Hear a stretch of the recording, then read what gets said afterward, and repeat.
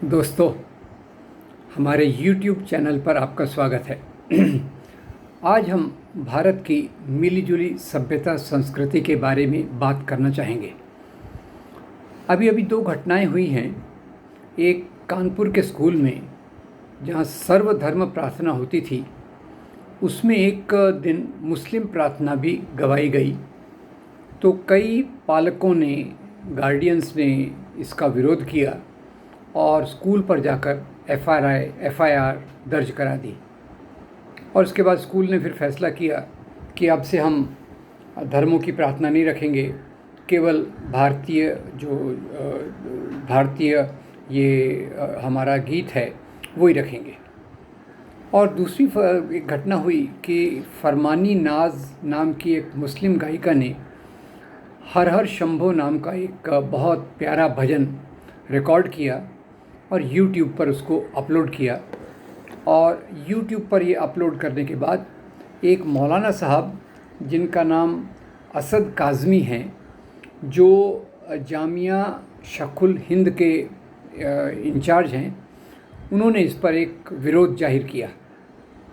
तो ये दूसरी घटना को मैं पहले विस्तार में देखना चाहूँगा कि ये जो मौलाना साहब ने फतवा निकाला, उसका जो हमारा दारुल उलूम देवबंद से कोई संबंध नहीं है। उनका एक छोटा सा मदरसा है। वो वैसे हमारे जो गोदी मीडिया के जो प्रोग्राम्स हैं, जहाँ रोज़ शाम को दो मुर्गों को लड़ाया जाता है हिंदू मुसलमान के नाम पर, उसमें ये मौलाना साहब उन चैनल्स पे बहुत लोकप्रिय हैं और इनको बहुत बुलाया जाता है। और जहाँ ये अपने तकरीरों के माध्यम से एक विरोधात्मक बातें कहकर इन मीडिया चैनल्स का टीआरपी बढ़ाने में बहुत महत्वपूर्ण योगदान देते हैं। जहाँ तक दारुल उलूम देवबंद का सवाल है, ये इस प्रकार से फतवे जारी नहीं करता। जब उसे पूछा गया तो उसी के जवाब में वो अपनी राय देते हैं, और जहाँ तक उनकी राय का सवाल है, उन्होंने इस पर कोई राय नहीं दी। तो ये मौलाना साहब का कहना था कि एक मुस्लिम गायिका हिंदू भजन कैसे गा सकती है। ये शायद मौलाना साहब अपने जिस दायरे में रहते हैं, उन्हें पता नहीं कि भारतीय समाज में मेल जोल की परंपरा कितनी गहरी है, कितनी व्यापक है, और ये हमारा किस प्रकार से एक हमारी संस्कृति का मुख्य चिन्ह है। मैं इसी बात से एक शुरुआत कर दूं कि हिंदी फिल्में तो बहुत लोकप्रिय हैं, मुझे भी बहुत अच्छी लगती हैं, और बहुत सारी हिंदी फिल्मों में प्यारे प्यारे भजन भी होते हैं।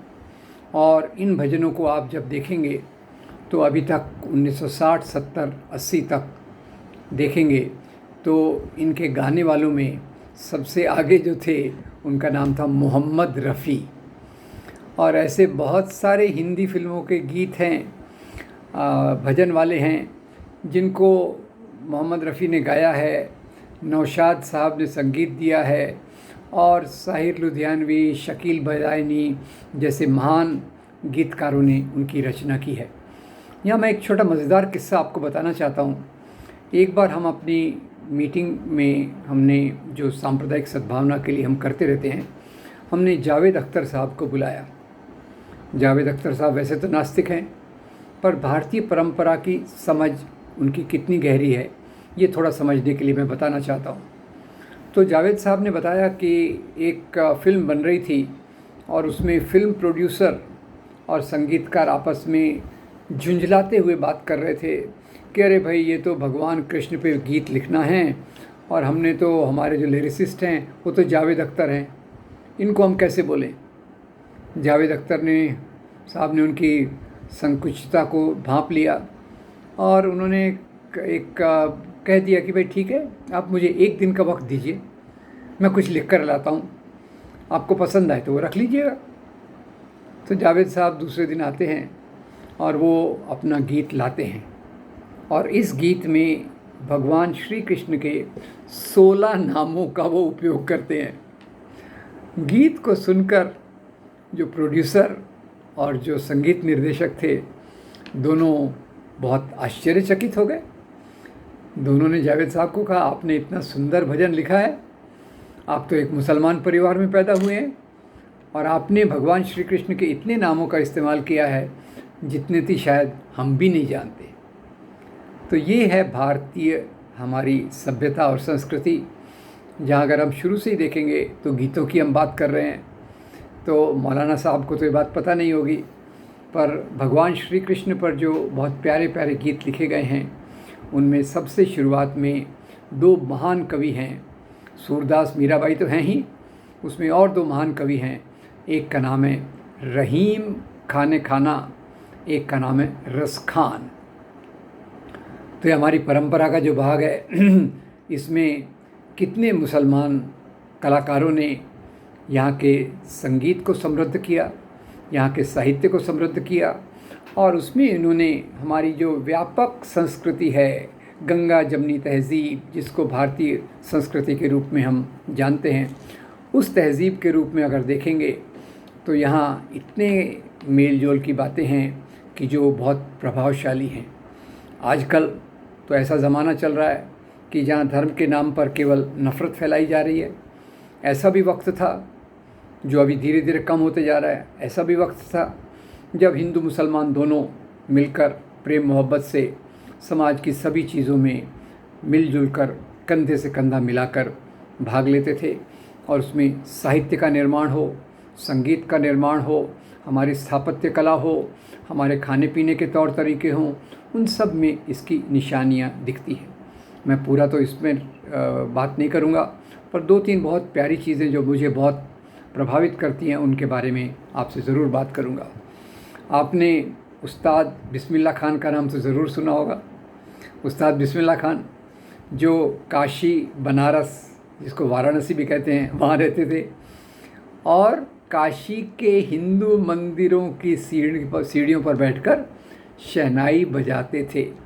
और ये शहनाई कई बार उन्होंने हिंदू देवी देवताओं को समर्पित करके बनाई। और आज मैं आपको बताना चाहता हूँ, बाकी प्रांतों का मुझे पता नहीं, पर हमारे महाराष्ट्र में जहाँ भी कोई पवित्र कार्यक्रम होता है उसकी शुरुआत इस शहनाई से होती है, जिसमें उस्ताद बिस्मिल्लाह खान का कोई सानी नहीं है, कोई उनका मुकाबला नहीं है। ऐसे ही एक बड़े गुलाम अली खान हुए हैं। मुझे शास्त्रीय संगीत अच्छा लगता है, और बड़े गुलाम अली खान ने इतनी प्यारी प्यारी जो धुनें हैं वो बनाई, जिसमें भारतीय संस्कृति गहरे रूप से दिखती है।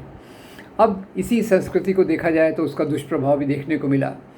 एक पेंटर थे, शायद आपने नाम उनका सुना भी होगा, मकबूल फ़िदा हुसैन।